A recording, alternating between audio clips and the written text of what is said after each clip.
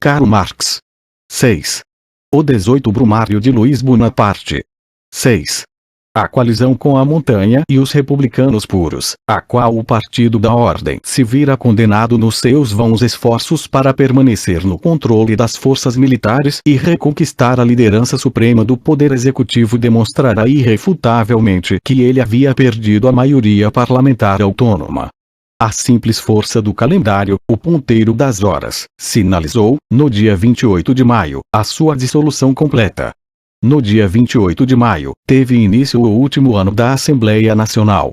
Ela teve de decidir-se pela continuidade inalterada ou pela revisão da Constituição. Porém, revisão da Constituição não queria dizer somente domínio da burguesia ou governo da democracia pequeno-burguesa, democracia ou anarquia proletária, república parlamentarista ou Bonaparte, queria dizer também Orleans ou Bourbon. Assim sendo, o pomo da discórdia caiu bem no meio do parlamento e nele se inflamaria abertamente a resistência dos interesses que desagregavam o Partido da Ordem em facções hostis. O Partido da Ordem era uma liga de substâncias sociais heterogêneas. A questão da revisão produziu uma temperatura política tão alta que o produto novamente se decompôs nos seus elementos originais. O interesse dos bonapartistas pela revisão era simples. Decisiva para eles era sobretudo a supressão do artigo 45, que impedia a reeleição de Bonaparte e a prorrogação do seu mandato. Não menos simples parecia a posição dos republicanos. Eles eram terminantemente contra qualquer revisão, pois viam nela uma conspiração generalizada contra a República. Como dispunham de mais de 1/4 dos votos na Assembleia Nacional e como a Constituição prescrevia 3/4 dos votos para tomar legalmente a decisão favorável à revisão e a convocação de uma Assembleia de Revisão, só o que eles precisaram fazer foi contar os seus votos para estar seguros da vitória. E eles estavam seguros da vitória. Frente a esses posicionamentos claros, o Partido da Ordem estava enredado em contradições inextricáveis. Se rejeitasse a revisão, colocaria o status quo em perigo, deixando uma única saída a Bonaparte, a da violência, abandonando a França anarquia revolucionária no segundo domingo do mês de maio de 1852, no momento da decisão, com um presidente que havia perdido a sua autoridade, com um parlamento que há muito já não tinha nenhuma e com um povo que pensava em reconquistá-la. Se votasse a favor da revisão constitucionalmente prevista, sabia que votaria em vão e que fatalmente falharia constitucionalmente no veto dos republicanos. Se declarasse inconstitucionalmente a maioria simples dos votos como válida, só poderia ter alguma esperança de dominar a revolução, submetendo-se incondicionalmente à tutela do poder executivo, dando a Bonaparte o mando sobre a Constituição, sobre a revisão e sobre si mesmo. Uma revisão apenas parcial, que prorrogasse o mandato do presidente, abriria caminho para a usurpação imperialista. A ideia de uma revisão geral, que abreviasse a existência da República, provocaria um conflito inevitável entre as pretensões dinásticas, pois as condições para uma restauração bourbonista e as condições para uma restauração orleanista não só eram distintas, mas também se excluíam mutuamente.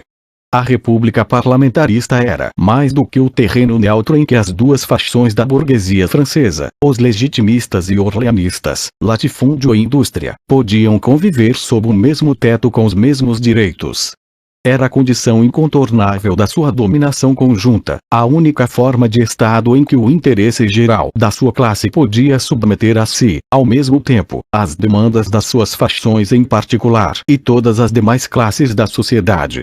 Sendo monarquistas, recaíram no seu antigo antagonismo, na luta pela supremacia da grande propriedade ou do dinheiro, e a expressão máxima desse antagonismo, sua personificação, eram os próprios reis e as suas dinastias. Daí a resistência do Partido da Ordem a chamar os Bourbon de volta. O orleanista e representante popular Creton havia apresentado periodicamente em 1849, 1850 e 1851 uma moção para anular o decreto de banimento das famílias reais. Com a mesma periodicidade, o parlamento brindou o público com o espetáculo de uma assembleia de monarquistas que obstinadamente cerrou ao seu rei banido as portas pelas quais poderia retornar à pátria. Ricardo III assassinara Henrique VI, dizendo que ele seria bom demais para estar neste mundo e que o seu lugar era o céu. Os monarquistas declararam que a França seria um lugar ruim demais para ter os seus reis de volta. Forçados pelas circunstâncias, haviam se tornado republicanos e repetidas vezes sancionaram o referendo popular que expulsou os seus reis da França. A revisão da Constituição e as circunstâncias exigiam que ela fosse tomada em consideração, pôs em xeque também o domínio conjunto das duas fações burguesas concomitantemente com a República e, dada a possibilidade da monarquia, ressuscitou a rivalidade de interesses que elas haviam representado alternada e preferencialmente, a luta pela supremacia de uma facção sobre a outra. Os diplomatas do Partido da Ordem acreditaram poder conciliar a luta mediante uma união das duas dinastias, por meio de uma assim chamada fusão dos partidos monarquistas e das suas casas reais. A verdadeira fusão da restauração com a monarquia de Júlio era a república parlamentarista, na qual foram apagadas as cores orleanistas e legitimistas, e as distintas espécies de burgueses se dissolveram no burguês puro e simples, no gênero burguês. Porém, naquele momento, o orleanista deveria tornar-se legitimista, o legitimista, orleanista. O reinado, que personificou seu antagonismo, deveria corporificar a sua unidade. A expressão dos interesses exclusivos das suas fações deveria tornar-se a expressão dos interesses comuns da sua classe. A monarquia deveria produzir aquilo que somente a aniquilação de duas monarquias, a república, podia realizar e já realizara. Essa foi a pedra filosofal com cuja confessão os doutores do Partido da Ordem quebraram as suas cabeças. Como se a monarquia legítima algum dia pudesse vir a ser a monarquia dos burgueses industriais, ou o reinado burguês algum dia pudesse vir a ser o reinado da aristocracia rural hereditária. Como se propriedade de terra e indústria pudessem se irmanar sob uma só coroa, quando a coroa só pode ser depositada sobre uma cabeça, sobre a cabeça do irmão mais velho ou do mais novo. Como se a indústria pudesse de alguma forma assemelhar-se à propriedade fundiária, enquanto esta não se decidir por tornar-se industrial.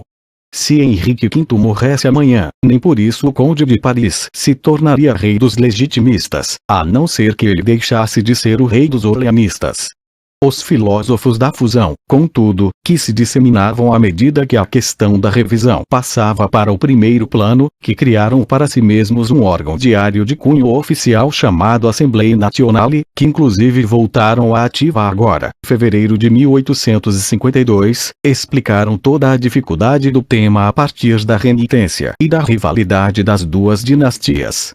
As tentativas de reconciliar a família Orleans com Henrique V, que haviam começado logo após a morte de Luís Filipe, mas que, como qualquer intriga dinástica, ocorriam só durante os períodos de recesso da Assembleia Nacional, sendo encenadas nos entreatos, nos bastidores, mais a título de flerte sentimental com a antiga superstição do que como coisa séria, passaram a figurar como importantes ações oficiais do Estado, sendo encenadas pelo Partido da Ordem no cenário público, em vez de no teatro de amadores, como ocorrera até ali. Os emissários corriam de Paris a Veneza, de Veneza a Claremont, de Claremont a Paris. O Conde de Chambord lança um manifesto em que anuncia, com o auxílio de todos os membros da sua família, não a sua restauração, mas a restauração nacional. O orleanista salvande prostra-se aos pés de Henrique V. Os chefes dos legitimistas Berrier, Benoist d'Azy e Saint-Priest peregrinam até Claremont, para convencer os Orléans. Porém, foi tudo em vão. Os fusionistas perceberam tarde demais que os interesses das duas fações burguesas nada perdiam em exclusividade nem ganhavam em flexibilidade, antes se exacerbam na forma de interesses de famílias, de interesses de duas casas reais. Se Henrique V tivesse reconhecido o Conde de Paris como sucessor, o único êxito que, na melhor das hipóteses, a fusão poderia ter alcançado, a Casa de Orleans não obteria nenhum direito exigível que a falta de herdeiros de Henrique V já não lhe assegurasse, mas perderia todos os direitos exigíveis que havia conquistado pela Revolução de Julho. ela renunciaria aos seus direitos originais, a todos os títulos que havia arrancado ao ramo mais antigo dos Bourbon em quase um século de lutas, trocaria suas prerrogativas históricas, as prerrogativas do reinado moderno, pelas prerrogativas da sua linhagem. A fusão, portanto, nada mais era do que uma abdicação voluntária da Casa de Orleans, a sua resignação legitimista, o retrocesso penitente da Igreja Estatal Protestante para a Igreja Estatal Católica. O retrocesso que, ademais, nem os levava ao trono que haviam perdido, mas ao mesmo degrau do trono em que haviam nascido. Os velhos ministros orleanistas Guizot, do Château etc., que igualmente acorreram a Claremont para apoiar a fusão, representaram de fato apenas a ressaca da Revolução de Julho, o desencanto com o reinado burguês e com o reinado dos burgueses, a superstição da legitimidade como o último amuleto contra a anarquia. Imaginando-se mediadores entre Orleans e Bourbon, na realidade nada mais eram do que orleanistas renegados, e como tais foram recebidos pelo príncipe de Joinville. Em contrapartida, o segmento viável, belicista dos orleanistas, Thiers, Base etc., não teve dificuldade em convencer a família de Luís Filipe de que, se qualquer restauração diretamente monarquista pressupunha a fusão das duas dinastias, mas se tal fusão implicasse a abdicação da Casa de Orleans, corresponderia bem mais à tradição dos seus antepassados reconhecer provisoriamente a República e aguardar até que os acontecimentos permitissem transformar a cadeira presidencial em trono. A notícia da candidatura de Joinville foi espalhada por meio de rumores, a curiosidade pública foi atiçada e, alguns meses mais tarde, em setembro, após a rejeição da revisão, proclamada publicamente. Assim, a tentativa de fusão monarquista entre orleanistas e legitimistas não só fracassara, como também quebrara sua fusão parlamentar, a sua forma republicana comum, e desagregara o Partido da Ordem nos seus componentes originais. Porém, quanto mais crescia o estranhamento entre Claremont e Veneza, quanto mais se desmanchava a sua unificação, quanto mais a agitação de Joinville se disseminava, tanto mais diligentes e sérias se tornavam as negociações entre Faucher, o ministro de Bonaparte, e os legitimistas. A dissolução do Partido da Ordem não se deteve nos seus elementos originais. Cada uma das duas grandes facções se desagregou mais uma vez. Era como se todas as velhas nuances que outrora haviam se combatido e atripado no interior de cada um dos dois círculos, seja do legitimista, seja do orleanista, tivessem degelado, como infusórios secos em contato com a água. Era como se eles tivessem recuperado força vital suficiente para formar grupos próprios e antagonismos autônomos. Os legitimistas sonhavam com as antigas controvérsias entre as Tulherias e o pavilhão de Marsan, entre Villèle e Polignac. Os orleanistas reviveram os tempos áureos dos torneios entre Guizot, Molé, Broglie, Thiers e Odilon Barrot. O segmento do Partido da Ordem favorável à revisão, mas desunido para além dos limites desta, composto por legitimistas liderados, de um lado, por Berryer e Falux, de outro, por La Roche e Jacquelin, e pelos orleanistas cansados de guerra sob a liderança de Molé, Broglie, Montalembert e Odilon Barrot, juntou-se aos representantes bonapartistas para apresentar a seguinte moção formulada em termos imprecisos e amplos. Os representantes abaixo assinados, visando devolver à nação o exercício pleno da sua soberania, apresentam moção para que a Constituição seja revisada. Ao mesmo tempo, porém, eles declararam unanimemente por meio do seu relator, Tocqueville, que a Assembleia Nacional não teria o direito de propor a extinção da República. Esse direito caberia apenas à Câmara de Revisão. Ademais, a Constituição só poderia ser revisada pela via legal, ou seja, só se os 3/4 dos votos constitucionalmente prescritos se decidissem pela revisão. Depois de 6 dias de turbulentos debates, no dia 19 de julho, a revisão, como era de se esperar, foi rejeitada. Houve 446 votos favoráveis, mas 278 contrários. Os orleanistas resolutos Thiers, Changarnier etc. acompanharam o voto dos republicanos e da Montanha. Assim sendo, a maioria do parlamento se declarou contrária à Constituição, mas essa Constituição se declarou favorável à minoria e considerou a sua decisão como válida. Porém, no dia 31 de maio de 1850 e no dia 13 de junho de 1849, o Partido da Ordem não havia subordinado a Constituição à maioria parlamentar. Toda a política que havia feito até ali não se baseara na subordinação dos parágrafos constitucionais às resoluções majoritárias do parlamento. Não tinha relegado aos democratas e sancionado neles a crença supersticiosa veterotestamentária na letra da lei. Nesse momento, porém, a revisão da Constituição nada mais significava do que a continuidade do mandato presidencial, assim como a continuidade da Constituição nada mais significava do que a deposição de Bonaparte. O parlamento se pronunciara a favor dele, mas a Constituição se pronunciara contra o parlamento. Portanto, ele agiu no espírito do parlamento quando rasgou a Constituição, e agiu no espírito da Constituição quando dispersou o parlamento. O parlamento declarou a Constituição e junto com ela também o seu próprio poder como excluídos da maioria. Com a sua decisão, aboliu a Constituição e prolongou o mandato presidencial. Ao mesmo tempo, declarou que nem a Constituição poderia morrer nem o mandato do presidente viver enquanto ele próprio persistisse. Os pés daqueles que deveriam sepultá-lo já estavam diante da porta. Enquanto o parlamento debatia a revisão, Bonaparte afastou o general Barandiarás, que se mostrara indeciso, do comando da primeira divisão militar e nomeou para o posto o general Magnan, o vencedor de Lyon, o herói das jornadas de dezembro, uma das suas criaturas que sob Luís Filipe, mais exatamente por ocasião da expedição a Bolonha, já se comprometera com ele em maior ou menor grau.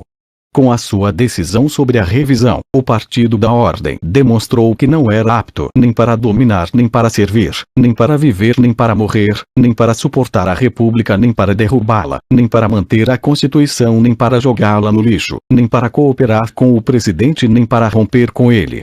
De quem ele esperava a resolução de todas as contradições? Do calendário, do curso dos acontecimentos. Ele parou de arrogar-se o poder sobre os acontecimentos. Ele desafiou, portanto, os acontecimentos a tratá-lo com violência, e, desse modo, desafiou o poder ao qual entregou, na luta contra o povo, uma atribuição após a outra até que ele próprio se viu impotente diante dele. Para que o chefe do Poder Executivo pudesse traçar o seu plano de batalha contra ele com maior tranquilidade, reforçar os seus recursos operacionais, escolher os seus instrumentos, consolidar as suas posições, ele resolveu, em meio a esse momento crítico, retirar-se do cenário e entrar em recesso por 3 meses, de 10 de agosto a 4 de novembro. O partido parlamentar não só estava dividido em 2 grandes facções, cada uma dessas facções não só estava desagregada em si mesma, mas o Partido da Ordem no parlamento também estava rompido com o Partido da Ordem fora do parlamento. Os porta-vozes e os escribas da burguesia, os seus palanques e a sua imprensa, em suma, os ideólogos da burguesia e a própria burguesia, os representantes e os representados, estranhavam-se e não se entendiam mais. Os legitimistas nas províncias com seu horizonte limitado e entusiasmo ilimitado acusavam seus líderes parlamentares, Berryer e Falux, de terem desertado para o campo bonapartista e renegado Henrique V. As suas mentes de flor de lis acreditavam no pecado original, mas não na diplomacia. Bem mais fatal e decisivo foi o rompimento da burguesia comercial com os seus políticos. Ela os acusou, não de terem renegado seu princípio, como fizeram os legitimistas com os seus, mas, ao inverso, de continuarem tendo-se a princípios que se tornaram inúteis. Já indiquei anteriormente que, no momento em que Foch ingressou para o ministério, o segmento da burguesia comercial que possuíra parte do leão no domínio de Luís Filipe se tornara bonapartista, ou seja, que a aristocracia financeira se tornara bonapartista. Foch não representava só o interesse de Bonaparte na Bolsa de Valores, mas ao mesmo tempo o interesse da Bolsa junto a Bonaparte. A descrição mais contundente da posição assumida pela aristocracia financeira consta de uma citação do seu órgão europeu, o Economist, de Londres. No seu número de 1º de fevereiro de 1851, ele reporta de Paris: agora nos vem de todos os lados a constatação de que a França pede, antes de tudo, tranquilidade. O presidente declara isso na sua mensagem à Assembleia Legislativa e é repercutido das tribunas nacionais, reafirmado pelos jornais, proclamado do púlpito, e é demonstrado pela sensibilidade dos títulos públicos diante da menor perspectiva de perturbação e pela estabilidade deles sempre que o Poder Executivo sai vitorioso. No seu número de 29 de novembro, o Economist declara no seu próprio nome: em todas as bolsas de valores da Europa, o presidente passou a ser reconhecido como a sentinela da ordem. Portanto, a aristocracia financeira condenou a luta parlamentar do Partido da Ordem contra o Poder Executivo como perturbação da ordem e celebrou cada vitória do presidente contra os seus pretensos representantes como uma vitória da ordem. Não se deve entender aqui por aristocracia financeira somente as grandes instituições de crédito e os grandes especuladores de títulos públicos, em relação aos quais se compreende imediatamente que o seu interesse coincide com o interesse do poder estatal. Todo o moderno negócio com dinheiro e toda a economia bancária estão intimamente entretecidos com o crédito público. Uma parte do capital ativo necessariamente é investido em títulos públicos facilmente resgatáveis e emprestado a juros. Os seus depósitos, o capital disponibilizado entre eles e distribuído por eles entre comerciantes e industriais, flui em parte dos dividendos dos detentores de fundos públicos.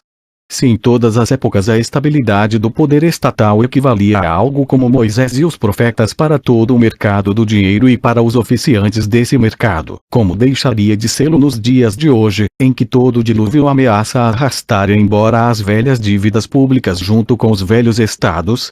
Também a burguesia industrial, no seu fanatismo pela ordem, irritou-se com as desavenças do Partido da Ordem no parlamento com o poder executivo. Thiers, Angles, Saint-Beuve etc. receberam, após o seu voto de 18 de janeiro, por ocasião da deposição de Changarnier, reprimendas públicas dos seus mandatários justamente dos distritos industriais, em que fustigavam principalmente a sua coalizão com a montanha como alta traição contra a ordem. Se, por um lado, vimos que os gracejos insolentes e as intrigas mesquinhas em que se expressava a briga do Partido da Ordem com o presidente não mereceram melhor acolhida, por outro lado, esse partido burguês que exigiu dos seus representantes que deixassem o poder militar migrar das mãos do seu próprio parlamento para as de um pretendente aventureiro sem oferecer resistência, nem sequer era merecedor das intrigas desperdiçadas no seu interesse. Ele demonstrou que a luta pela afirmação do seu interesse público, do interesse da sua própria classe, do seu poder político, apenas o incomodava e desgostava como perturbação dos seus negócios privados. Os dignitários burgueses das cidades departamentais, os magistrados, os juízes comerciais etc., com raríssimas exceções, recebiam Bonaparte da maneira mais servil possível em todos os lugares por onde passava, inclusive quando ele atacava sem meias palavras a Assembleia Nacional e especificamente o Partido da Ordem, como fez em Dom. Quando o comércio estava bem, como ainda era o caso no início de 1851, a burguesia comercial vociferava contra todo e qualquer embate parlamentar para que o comércio não ficasse mal-humorado. Quando o comércio ia mal, como ocorreu permanentemente a partir do final de fevereiro de 1851, ela acusava os embates parlamentares de serem a causa da estagnação e clamava por seu silenciamento para que o comércio voltasse a se fazer ouvir. Os debates sobre a revisão ocorreram justamente nesse período ruim. Como no caso se tratava da existência ou não existência da forma de Estado vigente, a burguesia sentiu-se tanto mais no direito de exigir dos seus representantes o fim desse torturante Estado provisório com a simultânea manutenção do status quo. Não havia nisso qualquer contradição. Por fim do Estado provisório ela entendia justamente a sua continuidade, o adiamento para um tempo bem remoto do instante em que deveria haver uma decisão. Só havia duas maneiras de manter o status quo: prorrogação do mandato de Bonaparte ou a saída constitucionalmente prevista deste e a eleição de Cavaignac. Um segmento da burguesia desejava esta última solução e não sabia dar aos seus representantes conselho melhor do que este: que ficassem calados e não tocassem no ponto candente. Se os seus representantes não abrissem a boca, assim pensavam eles, Bonaparte não agiria. Eles queriam um parlamento avestruz, que escondesse a cabeça para passar despercebido. Outro segmento da burguesia desejava que Bonaparte, por estar já ocupando a cadeira presidencial, nela permanecesse, para que tudo continuasse nos velhos trilhos. Indignavam-se com o fato de o seu parlamento não violar abertamente a Constituição e abdicar sem rodeios. Os conselhos gerais dos departamentos, essas representações provinciais da grande burguesia, que se reuniram no recesso da Assembleia Nacional a partir de 25 de agosto, pronunciaram-se quase unanimemente favoráveis à revisão, ou seja, contrários ao parlamento e a favor de Bonaparte. De modo ainda mais inequívoco do que no caso da ruptura com os seus representantes parlamentares, a burguesia tornou pública sua raiva contra os seus representantes literários, contra a sua própria imprensa. Causaram assombro não só na França, mas em toda a Europa, as sentenças proferidas pelos júris burgueses, condenando os jornalistas burgueses a pagar multas exorbitantes e a cumprir penas descabidas de prisão por todo e qualquer ataque que desferiam contra os anseios usurpadores de Bonaparte, por toda e qualquer tentativa da imprensa no sentido de defender os direitos políticos da burguesia contra o poder executivo. Como demonstrei, o Partido Parlamentar da Ordem, com a sua grita por tranquilidade, reduziu a si próprio ao silêncio, declarando que o domínio político da burguesia é incompatível com a segurança e a continuidade da burguesia, destruindo com as próprias mãos, na luta contra as demais classes da sociedade, todas as condições de seu próprio regime, o regime parlamentarista. A massa extraparlamentar da burguesia, em contrapartida, sendo servil ao presidente, insultando o parlamento, maltratando a sua própria imprensa, praticamente convidou Bonaparte a reprimir e destruir o segmento que dominava a fala e a escrita, os seus políticos e os seus literatos, a sua tribuna e a sua imprensa, para que pudesse, confiadamente, sob a proteção de um governo forte e restrito, dedicar-se aos seus negócios privados. Ela declarou inequivocamente que estava ansiosa por desobrigar-se do seu próprio domínio político para livrar-se, desse modo, das dificuldades e dos perigos nele implicados.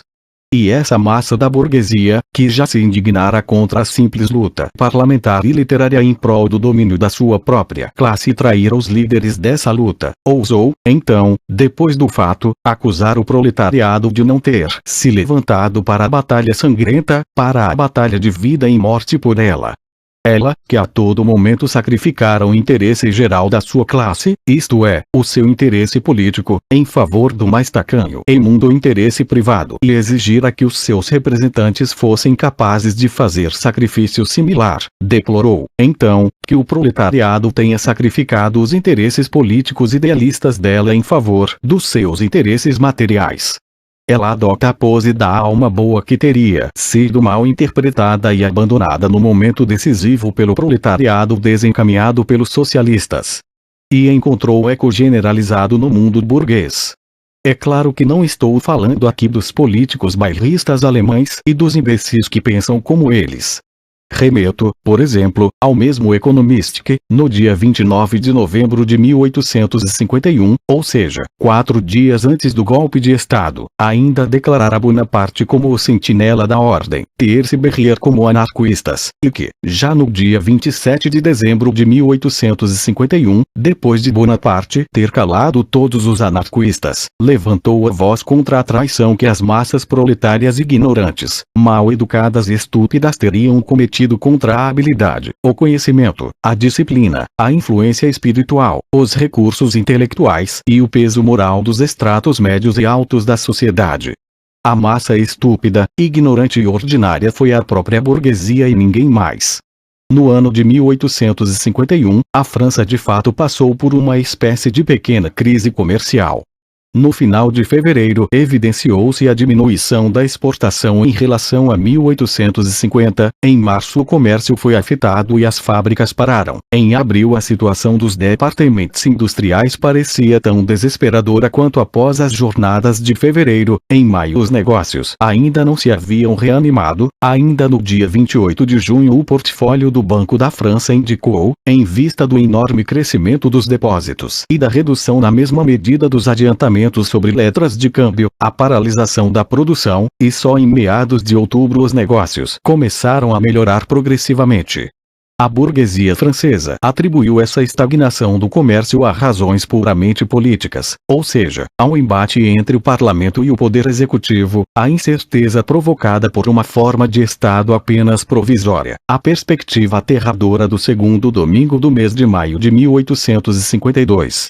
Não quero negar que todas essas circunstâncias deprimiram alguns ramos industriais em Paris e nos départements. De qualquer modo, porém, a interferência das condições políticas foi apenas local e irrelevante. Haveria necessidade de prova maior do que esta. A recuperação do comércio se deu justamente no momento em que a situação política piorou, em que o horizonte político escureceu e em que a cada instante se esperava que um raio fosse lançado do Eliseu, por volta de meados de outubro. Aliás, os burgueses franceses, cuja habilidade, conhecimento, inteligência e recursos intelectuais não eram maiores do que o seu nariz, tiveram a oportunidade de tocar com o nariz a causa da sua miséria comercial durante todo o tempo em que durou a feira industrial em Londres. Enquanto na França as fábricas eram fechadas, na Inglaterra ocorriam bancarrotas comerciais. Enquanto na França o pânico na indústria atingia o seu ponto alto em abril e maio, na Inglaterra, o pânico no comércio atingiu o ponto alto em abril e maio. A indústria do algodão inglesa sofreu tanto quanto a francesa, a fabricação da seda inglesa sofreu tanto quanto a francesa. As fábricas de algodão inglesas continuaram trabalhando, mas não com o mesmo lucro dos anos 1849 e 1850. As únicas diferenças foram que a crise foi industrial na França e comercial na Inglaterra, e que, enquanto as fábricas eram desativadas na França, elas se expandiam na Inglaterra, ainda que em condições não tão favoráveis quanto nos anos anteriores, que os maiores golpes foram sentidos pela exportação na França e pela importação na Inglaterra. A causa comum disso, que naturalmente não deve ser procurada dentro dos limites do horizonte político francês, era evidente. 1849 e 1850 foram anos de enorme prosperidade material e de uma superprodução que só em 1851 se revelou como tal. No início desse ano, ela ainda foi particularmente estimulada pela perspectiva da feira industrial. Advieram ainda as seguintes circunstâncias peculiares. Primeiro, a quebra da safra de algodão em 1850 e 1851, depois a certeza de uma safra maior do que a esperada, primeiro o aumento e em seguida a queda dos preços, em suma, as oscilações do preço do produto. Na França, a safra de seda bruta ao menos ficou dentro da média de produção.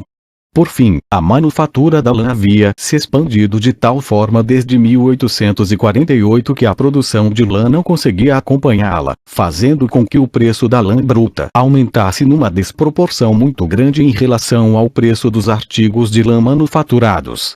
Já temos aqui, portanto, na matéria-prima de 3 ramos industriais do mercado mundial, 3 vezes o material necessário para uma estagnação do comércio. Abstraindo dessas circunstâncias especiais, a aparente crise do ano de 1851 nada mais foi do que uma parada que a superprodução e a superespeculação costumam provocar na trajetória do ciclo industrial, antes de reunir todas as forças para atravessar célere e febrilmente a última etapa do ciclo e chegar novamente ao seu ponto de partida, a crise comercial generalizada. Nesses intervalos da história do comércio, pipocam na Inglaterra bancarrotas comerciais, ao passo que na França a própria indústria é desativada, em parte forçada a recuar em todos os ramos do mercado, devido à concorrência dos ingleses, que justamente nesses momentos se torna insuportável, em parte, por se tratar de uma indústria de artigos de luxo, sendo preferencialmente abalada por toda e qualquer estagnação comercial. Assim, a França, além de passar pelas crises generalizadas, ainda passou por suas crises comerciais nacionais, que, no entanto, são determinadas e condicionadas bem mais pela situação geral do mercado mundial do que por influências locais francesas. Não deixa de ser interessante confrontar o preconceito dos burgueses franceses com o juízo formulado pelos burgueses ingleses. Uma das maiores casas comerciais de Liverpool escreve o seguinte no seu relatório comercial anual referente ao ano de 1851. Poucos anos frustraram tanto os prognósticos feitos no seu início quanto o ano recém-transcorrido. Em vez da grande prosperidade antevista unanimemente, ele provou ser o ano mais desalentador do último quarto de século. Naturalmente isso se aplica somente às classes mercantis, não às industriais. Mas com certeza havia razões, no início do ano, para concluir que ocorreria o contrário. Os estoques de produtos estavam baixos, o capital era abundante, os gêneros alimentícios estavam baratos, um outono abundante estava assegurado, paz prolongada no continente e nenhum distúrbio político ou financeiro interno. De fato, as asas do comércio jamais estiveram tão soltas. A quem se deve atribuir então esse resultado desfavorável? Acreditamos que ao comércio excessivo, tanto em termos de importação quanto de exportação. Se nossos comerciantes não impuserem limites mais estritos à sua atividade, nada conseguirá nos manter nos trilhos, a não ser um pânico de 3 em 3 anos. Parte. O estrondoso aplauso de 25 de novembro foi respondido pelo estrondo dos canhões do dia 4 de dezembro, e foi sobre a casa do senhor Salandrose, um dos que mais batera palmas gritando bravo, que se abateu o maior número de bombas. Cromwell, ao dissolver o parlamento longo 59, foi sozinho até o centro deste, tirou o relógio do bolso para que ele não subsistisse nem por um minuto além do prazo por ele estipulado e enxotou cada um dos parlamentares com insultos divertidos e bem-humorados. Napoleão, não possuindo a estatura do seu modelo, ao menos foi até o corpo legislativo no dia 18 de Brumário e leu em voz alta, ainda que embargada, a sentença de morte dele. O segundo Bonaparte, que, aliás, estava sob um poder executivo bem diferente do de Cromwell ou Napoleão, não buscou seu modelo nos anais da história mundial, mas nos anais da sociedade 10 de dezembro, nos anais da jurisprudência criminal.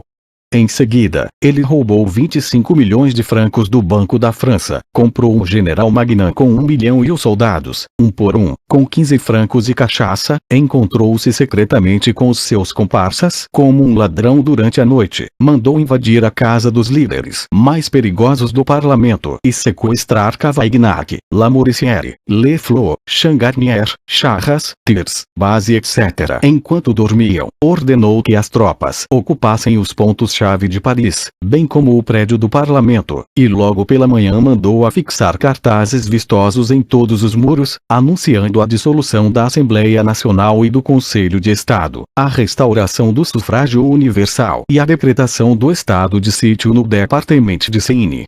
Pouco depois, inseriu um documento falso no Moniteur segundo o qual nomes influentes do parlamento teriam se agrupado em torno dele numa consulta oficial.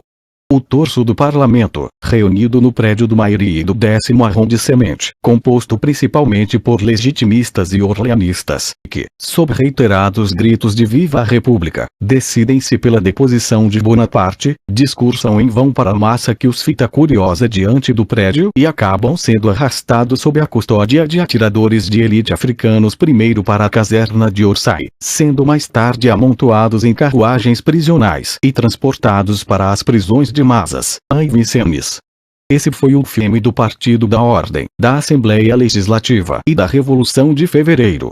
Antes de passar rapidamente ao final, façamos um breve esquema da sua história. 1. Primeiro período. De 24 de fevereiro a 4 de março de 1848.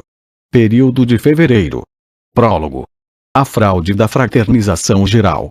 2. Segundo período. Período da Constituição da República e da Assembleia Nacional Constituinte. 1. De 4 de maio a 25 de junho de 1848. Luta de todas as classes contra o proletariado. Derrota do proletariado nas jornadas de junho. 2. De 25 de junho a 10 de dezembro de 1848. Ditadura dos burgueses republicanos puros. Elaboração da Constituição. Decretação do estado de sítio em Paris. A ditadura dos burgueses é eliminada em 10 de dezembro mediante a eleição de Bonaparte para presidente. 3. De 20 de dezembro de 1848 a 28 de maio de 1849. Luta da Assembleia Constituinte contra Bonaparte e o Partido da Ordem com ele coligado. Fim da Assembleia Constituinte. Queda da burguesia republicana. 3. Terceiro período. Período da República Constitucional e da Assembleia Legislativa Nacional. 1. De 28 de maio a 13 de junho de 1849. Luta dos pequeno-burgueses contra a burguesia e Bonaparte. Derrota da democracia pequeno-burguesa. 2. De 13 de junho de 1849 a 31 de maio de 1850. Ditadura parlamentar do Partido da Ordem. Aperfeiçoa o seu domínio mediante a abolição do sufrágio universal, mas perde o ministério parlamentar. 3. De 31 de maio de 1850 a 2 de dezembro de 1851. Luta entre a burguesia parlamentar e Bonaparte. A. De 31 de maio de 1850 a 12 de janeiro de 1851. O parlamento perde o comando supremo sobre as forças armadas. B. De 12 de janeiro a 11 de abril de 1851. É derrotado nas tentativas de reapropriar-se do poder administrativo. O Partido da Ordem perde a maioria parlamentar autônoma. A sua coalizão com os republicanos e a montanha. C. De 11 de abril a 9 de outubro de 1851. Tentativas de revisão, fusão e prorrogação. O Partido da Ordem se decompõe nos seus componentes individuais. Consolida-se a ruptura do parlamento burguês e da imprensa burguesa com a massa burguesa. D. De 9 de outubro a 2 de dezembro de 1851. Rompimento franco entre o parlamento e o poder executivo. O parlamento realiza o seu ato derradeiro e sucumbe, abandonado pela sua própria classe, pelas forças armadas e por todas as demais classes. Fim do regime parlamentarista e do domínio burguês. Vitória de Bonaparte. Paródia da restauração imperialista.